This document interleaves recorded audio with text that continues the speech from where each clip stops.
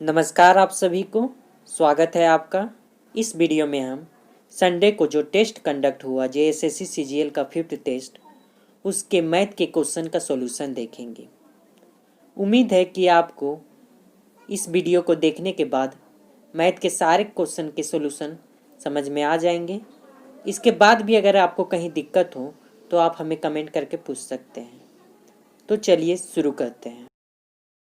चलिए डिस्कस करते हैं पहले प्रश्न पर। जैसे कि पहले क्वेश्चन में दिया गया है बॉयज़ और गर्ल्स का रेशियो कितना दिया गया है 3:2। क्वेश्चन में कहा जा रहा है कि 20% बॉयज़ और 25% गर्ल्स स्कॉलरशिप होल्डर हैं। 25% गर्ल्स और 20% बॉयज़ स्कॉलरशिप होल्डर है और आपसे उस स्टूडेंट के परसेंटेज पूछ रहा है जो कि स्कॉलरशिप होल्डर नहीं है।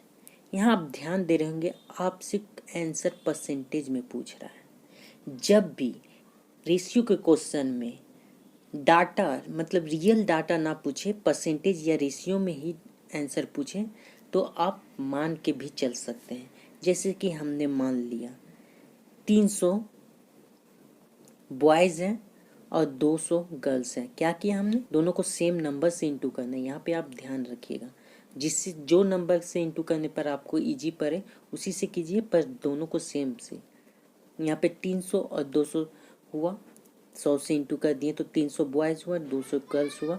इसका 20% निकाले, 10% होगा 30, तो 20% क्या हो गया 60 हो गया। इसका 25% निकाले, सिंपल है 1/4 हो जाएगा तो 50 हो गया। दोनों को जोड़े तो 110। ये क्या है 110 स्टूडेंट हो गए जो स्कॉलरशिप होल्डर है। और इस क्वेश्चन में हमको चाहिए ऐसे स्टूडेंट जो स्कॉलरशिप होल्डर नहीं है, तो हमने जो टोटल स्टूडेंट क्या हो जाएगा 300 और 200 500 में हमने स्कॉलरशिप होल्डर स्टूडेंट को माइनस कर दिया तो नॉन स्कॉलरशिप होल्डर स्टूडेंट निकल गए। तो सिंपल यहाँ पे परसेंटेज पूछ रहा है तो सिंपली हमने 390 को 500 से डिवाइड कर दिया तो आपका 78% आ गया। सिंपल था। आप इस प्रश्न को x भी मानकर बना सकते थे, जैसे बॉयज़ को 3x और गर्ल्स को 2x मान के भी बना सकते थे, पर वो थोड़ा सा टाइम टेकिंग हो जाता।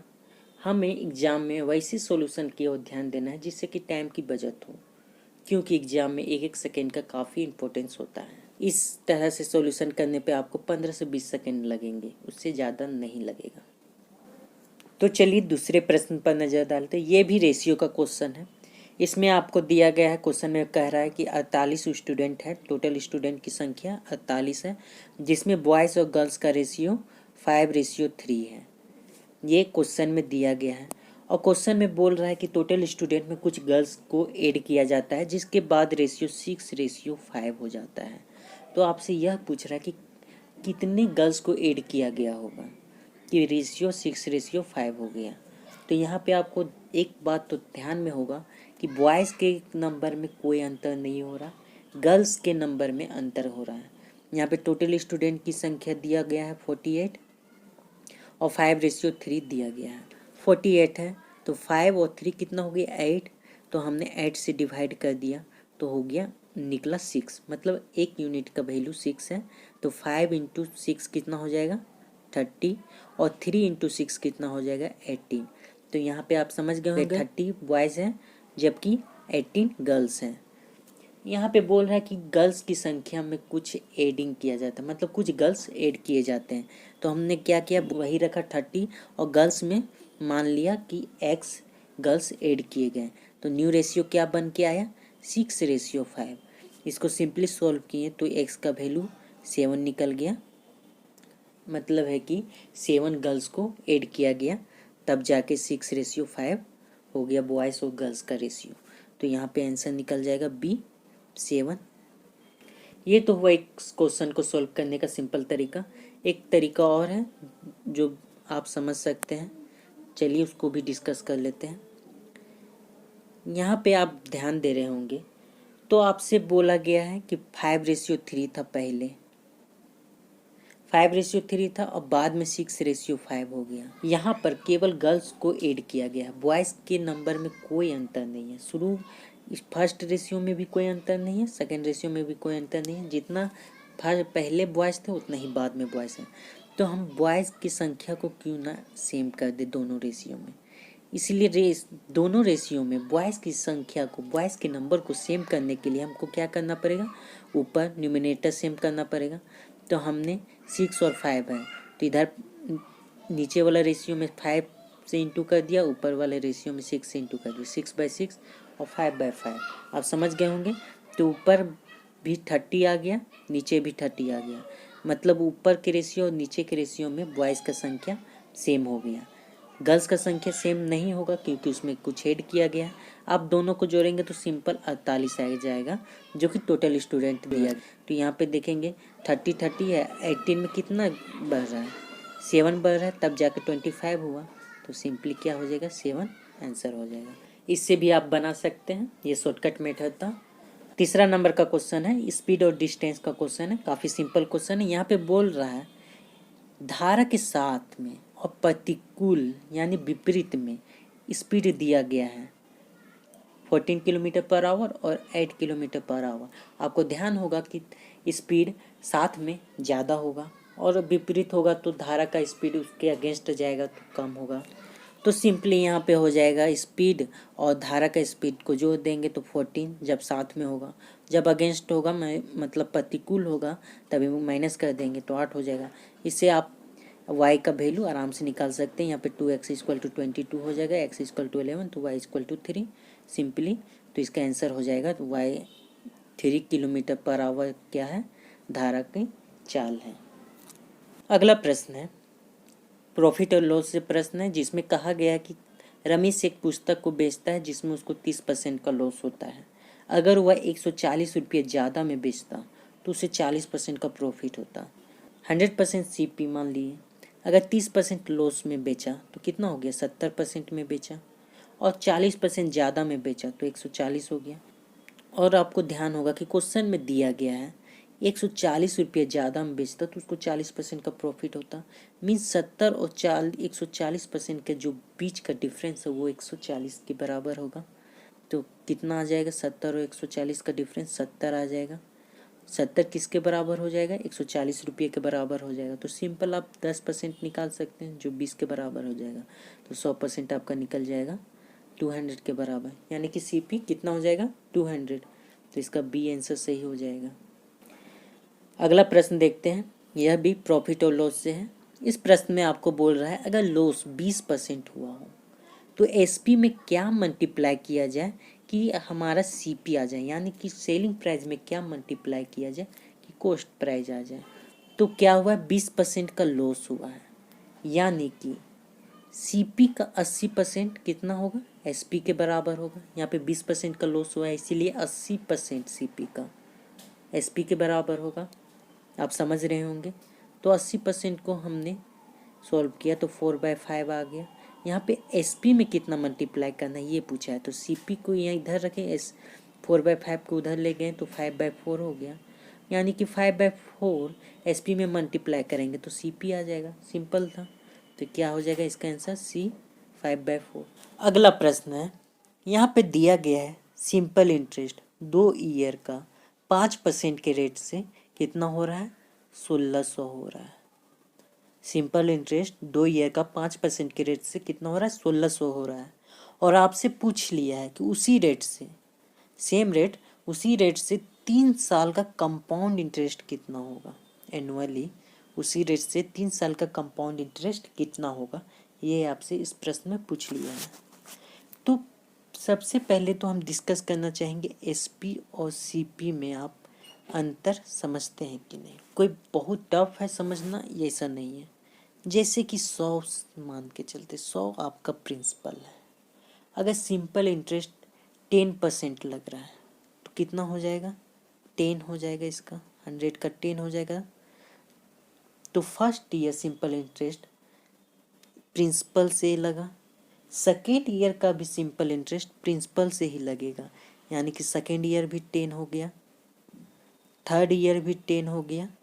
ये क्या हो गया, सिंपल इंटरेस्ट हो गया। पर कंपाउंड इंटरेस्ट में क्या होता है, जैसे कि आपका प्रिंसिपल 100 है, फर्स्ट ईयर तो सेम होगा, 10% इंटरेस्ट लगा तो 10 हो गया। सेकेंड ईयर का इंटरेस्ट दोनों पे लगेगा। जो आपका फर्स्ट ईयर का इंटरेस्ट है उस पे भी 10% और जो प्रिंसिपल है उस पे भी 10%। तो इसका 10% हो जाएगा 10, और जो फर्स्ट ईयर का इंटरेस्ट है उसका 10% हो जाएगा 1। यानी कि सेकेंड ईयर का कंपाउंड इंटरेस्ट कितना हो जाएगा 11। यही होता है सिंपल इंटरेस्ट और कंपाउंड इंटरेस्ट में अंतर। हमको लगता है कि आप एसपी और सीपी में अंतर समझ गए होंगे। तो चलिए इस प्रश्न का सॉल्यूशन को डिस्कस करते हैं। जैसे कि 5% दिया गया था सिंपल इंटरेस्ट, तो 2 साल का कितना हो जाएगा 10%। 10% कितना दिया गया है 1600। तो सिंपली यहाँ पे हम 100% निकाल सकते हैं, यानी कि प्रिंसिपल निकाल सकते हैं। कितना हो जाएगा 16,000। इसी पे अब हमको कंपाउंड इंटरेस्ट निकालना है। तो अभी हमने डिस्कस किया कंपाउंड इंटरेस्ट। फर्स्ट ईयर का कितना हो जाएगा 5%, तो कितना हो जाएगा फर्स्ट ईयर का 800। सेकेंड ईयर में क्या होगा, प्रिंसिपल पे भी 5% लगेगा जो कि 800 हुआ, और जो फर्स्ट ईयर का इंटरेस्ट निकला उस पे भी 5%, तो 800 का 5% कितना हो जाएगा 40। ये हो गया सेकेंड ईयर का कंपाउंड इंटरेस्ट। थर्ड ईयर का कंपाउंड इंटरेस्ट क्या होगा, प्रिंसिपल पे लगेगा 5%, तो हो गया 800। सेकेंड ईयर के कंपाउंड इंटरेस्ट पे लगेगा जो कि 800 हो गया उसका 40, और 40 हो गया उसका 2। 800 का 5% 40 और 40 का हो गया उसका 2। और फर्स्ट ईयर के भी कंपाउंड इंटरेस्ट पे लगेगा, तो फर्स्ट ईयर का इंटरेस्ट हो गया 800, उसका 5% 40। तो आप टोटल सब सारे को सम कर देंगे तो 3 साल का कंपाउंड इंटरेस्ट आपका निकल जाएगा कितना 2522। अगला प्रश्न पर नज़र डालते हैं जो कि एवरेज से है। यहाँ पे दिया गया है 11 प्लेयर का रनों का एवरेज है 23। प्रश्न में दिया गया है 11 प्लेयर का रनों का एवरेज है 23, पर यहाँ दिया गया है कि जो फर्स्ट प्लेयर है वह 113 रन 113 रन स्कोर करता है। 11 प्लेयर का एवरेज क्या है 23, और जो फर्स्ट प्लेयर है 113 रन स्कोर करता है। आपको बताना है कि अगर फर्स्ट प्लेयर को हटा दें तो बाकी जो रिमेनिंग प्लेयर है उस लोग का रनों का एवरेज कितना होगा। तो एवरेज को आप अगर कॉन्सेप्ट से समझते होंगे, अगर एवरेज आप किसी चीज़ का निकालते हैं इसका मतलब क्या करते हैं, जैसे कि 23 एवरेज है 11 प्लेयर में, तो हम क्या किए 23 रन 23 रन 23 रन, मतलब कि 11 प्लेयर 23 रन बनाया है। इस तरह से हम बांट दिए हैं, मतलब सभी को 23 11 बार बट गया इक्वल पार्ट में, तो 11 प्लेयर का एवरेज हो गया, भले वो कितने भी बनाए। जब हम डिवाइड किए टोटल रन से उतने प्लेयर का, तो एवरेज का मतलब यही निकल कर आया। यहाँ पे फर्स्ट प्लेयर जो है वो 113 रन बनाया है, तो वो 23 से कितना ज़्यादा बना दिया है, तो माइनस कर दिए 23 को यहाँ पे, तो निकल गया 90 ज़्यादा रन बनाया है 23 से, जो कि एवरेज था उससे वो 90 रन ज़्यादा बनाया। इसका मतलब क्या है कि 90 रन प्लेयरों में ऐड हुआ होगा, 10 प्लेयरों में ऐड हुआ है, फर्स्ट को छोड़ दिया जाए। प्रत्येक प्लेयर के एवरेज में 9 का इम्प्रूवमेंट हुआ, किसके कारण, फर्स्ट प्लेयर के 113 रन बनाने के कारण। तो सिंपली 9 को माइनस कर दीजिए 23 में, तो बाकी प्लेयर का एवरेज निकल कर आ जाएगा। इस तरह आप कॉन्सेप्ट से चीज़ों को समझकर आसानी से सॉल्व कर सकते हैं। आप इस प्रश्न को फॉर्मूला से भी सॉल्व कर सकते हैं, कोई दिक्कत नहीं, आप फॉर्मूला से भी सॉल्व कर सकते हैं। अगर आप बेसिक कॉन्सेप्ट समझते हैं तो इस तरह से आप बहुत जल्दी ही क्वेश्चन को सॉल्व कर सकते हैं। बाकी आप फॉर्मूला से सॉल्व करना चाहें तो फॉर्मूला से भी सॉल्व कर सकते हैं। LCM HCF से अगला प्रश्न है जिसमें LCM दिया गया है 18, 20 और HCF दिया गया है 26। आप सिंपली जानते होंगे कि LCM और HCF का इनटू क्या होता है, जो दो टर्म के LCM HCF निकाल गए उनका मल्टीप्लिकेशन, या जितने टर्म के LCM HCF निकाल गए उनका मल्टीप्लिकेशन किसके बराबर होता है, LCM इंटू HCF के बराबर होता है।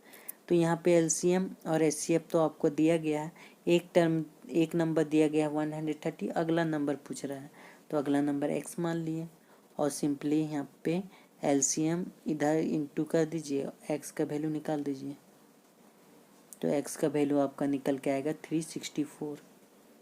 तो ऑप्शन सी 364 इसका राइट आंसर हो जाएगा। अगला प्रश्न है स्पीड, डिस्टेंस और टाइम में का प्रश्न है। तो इस चैप्टर के लिए आपको कोई फार्मूला जानने का ज़रूरत नहीं, एक बेसिक सा फार्मूला जानिए। क्या होता है? Speed equal to distance by time होता है, यही काफ़ी है। इसके अलावा और कोई फार्मूला जानने की ज़रूरत नहीं है। यहाँ दे रखा है कि एक आदमी है जो 3 आवर 36 मिनट में 5 किलोमीटर पर आवर के चाल से चलता है और कुछ डिस्टेंस कवर करता है, उसी डिस्टेंस को 24 किलोमीटर पर आवर के चाल से चलने पर वो कितना टाइम लगाएगा, और वह टाइम आपको मिनट में निकालना है। तो सबसे पहले आप पहला जो दिया गया है डाटा, स्पीड दिया गया है और टाइम दिया गया है, तो पहले से डिस्टेंस निकल जाएगा।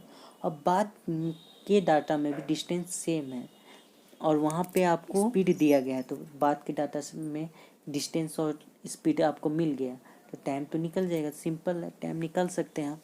तो पहले इसको हम जो 36 मिनट दिया गया, 3 आवर 36 मिनट, इसको कम्प्लीटली आवर में चेंज करते हैं।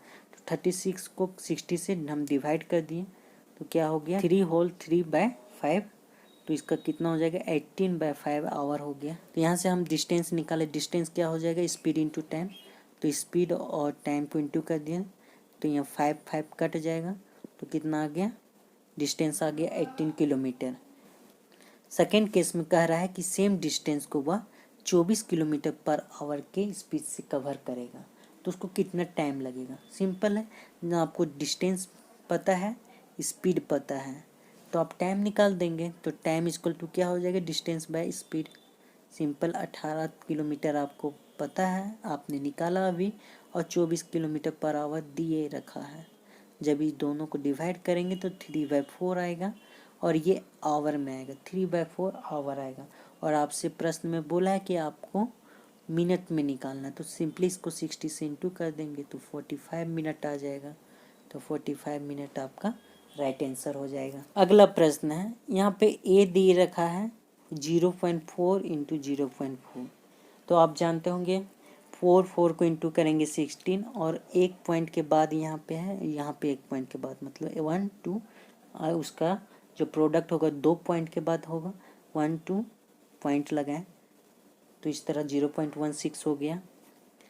दूसरा दे रखा है 0.04, और तीसरा दे रखा है 2.5, इसको डिवाइड करेंगे तो 0.4 आएगा। आपसे पूछ रहा है कि कौन सबसे बड़ा है, मतलब अरेंज करना है।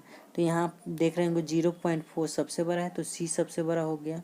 उसके बाद ए बड़ा है, 0.16 बड़ा है, तो ए हो जाएगा। उसके बाद 0.04 बड़ा है, तो बी हो जाएगा। तो कौन सा हो जाएगा, डी राइट आंसर हो जाएगा। सी, उसके बाद सी सबसे बड़ा, फिर ए, फिर बी। अगला प्रश्न है कि कौन सा सबसे बड़ा अंक को इसके बीच में रखा जाए, मतलब यहाँ पे रखा जाए, ताकि यह 11 से डिवाइड हो जाए।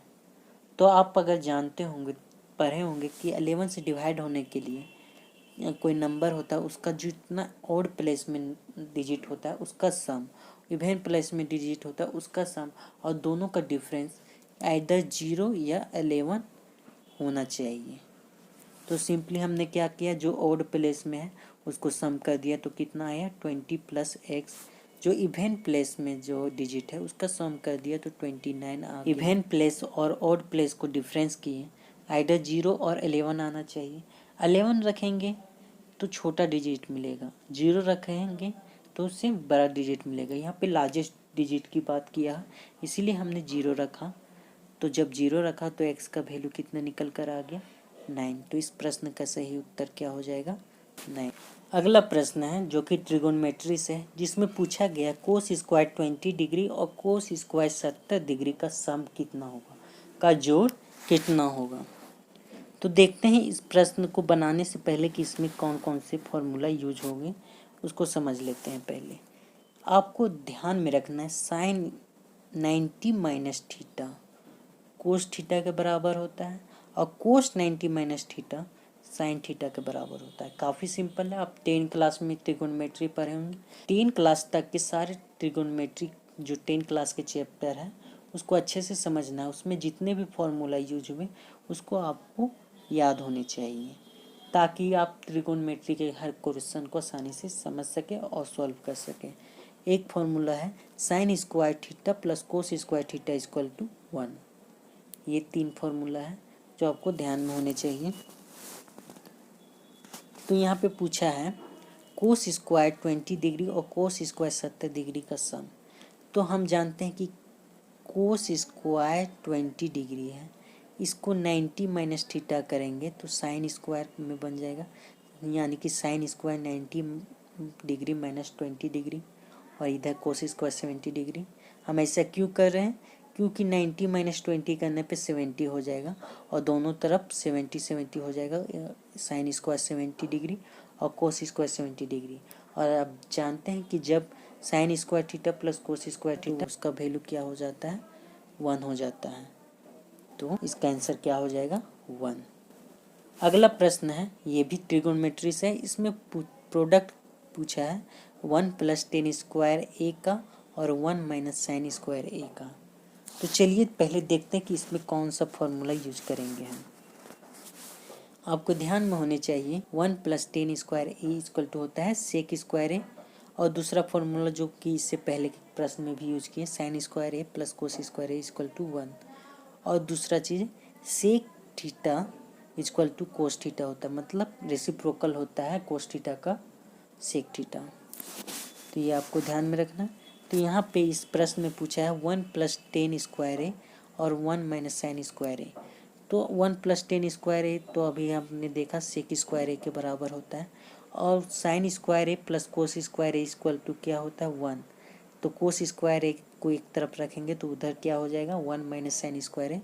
यहाँ क्या लिखे? 1 माइनस साइन स्क्वायर ए लिखे कोस स्क्वायर ए। और जानते हैं कि कोस सेक स्क्वायर ए रेसिप्रोकल होता है कोस स्क्वायर ए का। सिंपली ये दोनों कट जाएगा और क्या आ जाएगा? 1। तो इसका आंसर क्या हो जाएगा? 1 हो जाएगा। अगला प्रश्न देखते हैं, जिसमें दिया गया है कि सम ऑफ रेडियस और हाइट एक सिलेंडर का कितना है? 20 सेंटीमीटर के बराबर है, और उसका टोटल सरफेस एरिया दिया गया है 880। तो क्या दिया गया है? रेडियस प्लस हाइट का जो दिया गया है 20 सेंटीमीटर और टोटल सरफेस एरिया दिया गया है 880। तो आप जानते होंगे कि टोटल सरफेस एरिया का फॉर्मूला होता है 2 पाई आर एच प्लस आर, और हम यहाँ पे देख रहे हैं कि एच प्लस आर आपको क्या दिया गया है? 20। तो यहाँ से आप सिंपली आर का वैल्यू निकाल सकते हैं। अगर आप सॉल्व कीजिएगा तो आर का वैल्यू कितना निकल के आ जाएगा? 7। उसके बाद पूछा है कि इसका वॉल्यूम क्या होगा। जब आपको आर का वैल्यू पता होगा तो आप एच के वैल्यू भी निकाल सकते हैं। एच का वैल्यू आर प्लस एच दिया हुआ है तो एच का वैल्यू भी निकल के आ जाएगा। तो सिंपली आप वॉल्यूम निकाल सकते हैं। वॉल्यूम इक्वल टू क्या होता है? पाई आर स्क्वायर एच।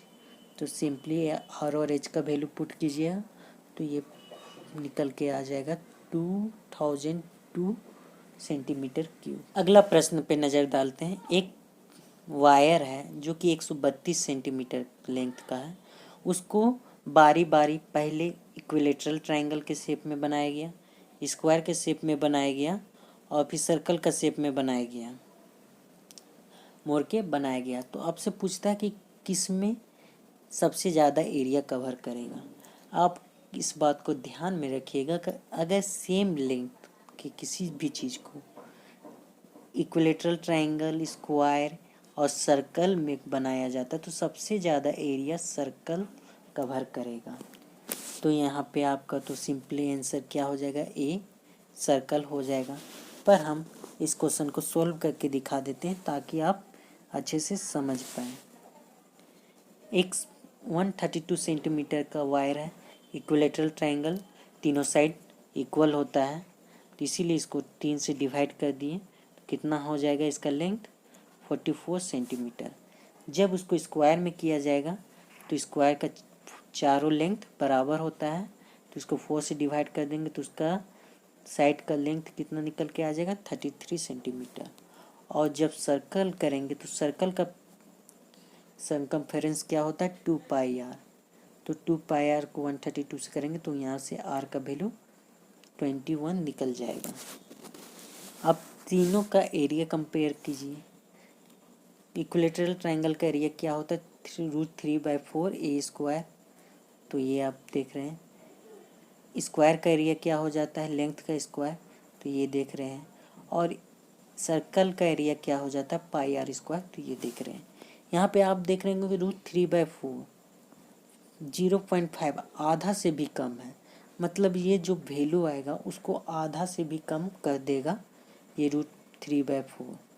तो ये तो लाजमी है कि ये सबसे छोटा दिख रहा है। ये सिंपली प्रोडक्ट का मतलब सिंपली स्क्वायर है, इसको कोई भी टर्म इसमें इंटू नहीं हो रहा ताकि इसको कम करे या बेसी करे। तीसरा है पाई, जिसका वैल्यू 3.14 के बराबर होता है, मतलब जो 21 का स्क्वायर आएगा वो लगभग 3 गुना से ज़्यादा हो जाएगा पाई के प्रोडक्ट होने की वजह से। इसलिए आप देखेंगे कि सर्कल का एरिया सबसे ज़्यादा निकल के आ रहा है, फिर स्क्वायर का और फिर इक्विलेटरल ट्रायंगल का। तो आप समझ गए होंगे कि सबसे ज़्यादा एरिया किसका निकल के आएगा, तो ये सर्कल का। अगला प्रश्न पे नज़र डालते हैं। लेंथ और ब्रेथ का रेशियो, एक रेक्टेंगुलर जमीन का लेंथ और ब्रेथ का रेशियो आपको कितना दिया गया है, 5:3 दिया गया है। साथ ही इसमें यह भी बताया गया है कि इसका जो मालिक है वह इसको चारों ओर कुछ घेरता है, जिसमें उसको 6,000 रुपये खर्च पड़ते हैं। 6,000 रुपये खर्च पड़ते हैं। अब प्रति मीटर 7.5 रुपया पड़ रहा है। प्रति मीटर 7.5 रुपया उसका खर्चा पड़ा, टोटल खर्चा 6,000 पड़ा। तो इस बात से आप समझ गए होंगे कि 6,000 को जब 7.5 रुपया जो प्रति मीटर है उससे डिवाइड करेंगे तो आपको क्या मिलने वाला है, इसका पेरीमीटर मिलने वाला है। इस ज़मीन का पेरीमीटर आपको मिल जाएगा जो कि रेक्टेंगुलर शेप में है। और पेरीमीटर का फॉर्मूला क्या होता है, रेक्टेंगल का 2 × l+b आपको पता होगा।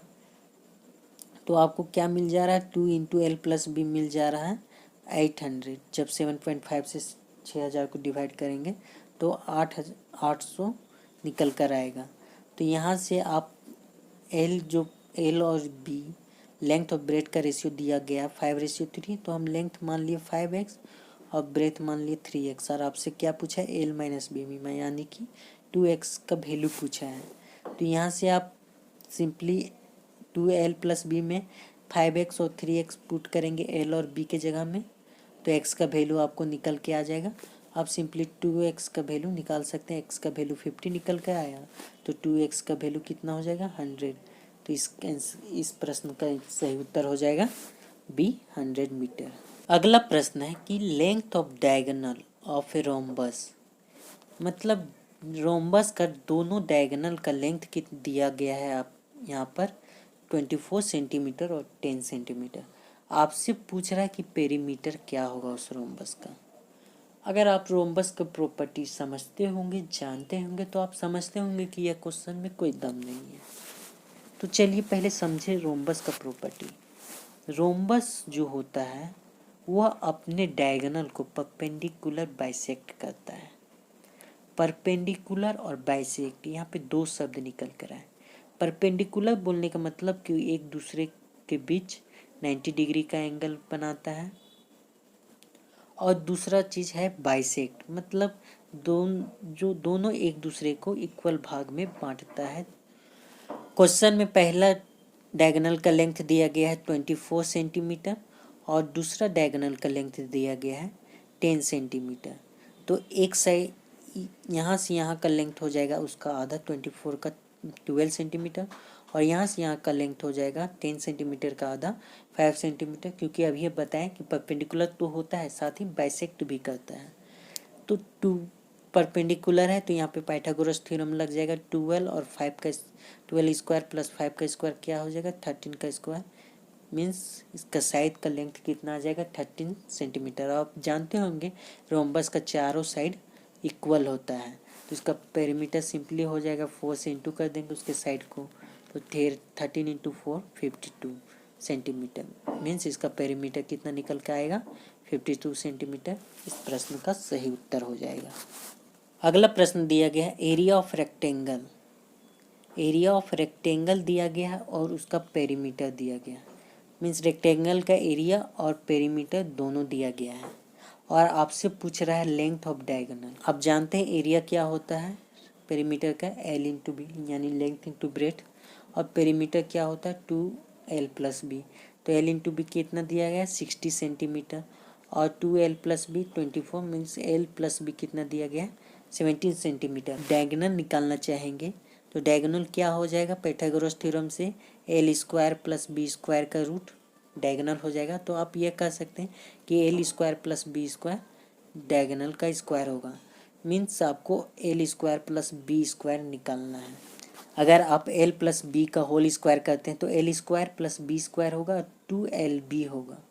आपको L प्लस बी तो दिया गया है तो होल स्क्वायर आप निकाल देंगे। आपके पास L प्लस बी एरिया दिया गया है तो 2LB आप निकाल देंगे और आपको यह चाहिए। तो आप समझ गए होंगे कि आप यह सिंपली निकाल सकते हैं जो आपको दिया गया है उससे। तो आप D स्क्वायर निकाल लेंगे, L square plus B square, उसके जगह में हम D स्क्वायर लिख दिए क्योंकि डायगोनल का स्क्वायर होगा, पाइथागोरस थ्योरम से अभी समझाए। तो D स्क्वायर इक्वल टू 169 और जानते हैं 169 किसका स्क्वायर है 13 का स्क्वायर, तो D इक्वल टू क्या हो जाएगा 13। तो इसका सही उत्तर क्या हो जाएगा 13 सेंटीमीटर। नेक्स्ट प्रश्न है और इसका लास्ट क्वेश्चन है, आप देख रहे होंगे चीज को सिंप्लीफाई करना है। अगर आप क्वेश्चन को ध्यान से देखेंगे तो आपको समझ में आएगा कि a cube minus B cube ऊपर बन रहा है और नीचे उसी का a square plus AB plus B square बन रहा है। ये आप ध्यान से देखेंगे क्वेश्चन को तो ये आपको समझ में आएगा। 0.96 और 0.1 तो 0.096 होगा दोनों का इंटू, तो यहाँ पे AB हो गया ए स्क्वायर। और आप अगर फॉर्मूला जानते होंगे तो ये क्वेश्चन में आपको कहीं दिक्कत आने ही नहीं वाले था। a cube minus B cube का फॉर्मूला होता है a माइनस बी और a square plus AB plus B square. तो a माइनस बी यहाँ से निकल के आएगा, इसको आप इधर डिवाइड में जाएगा तो a cube minus B cube divide a square plus AB plus B square.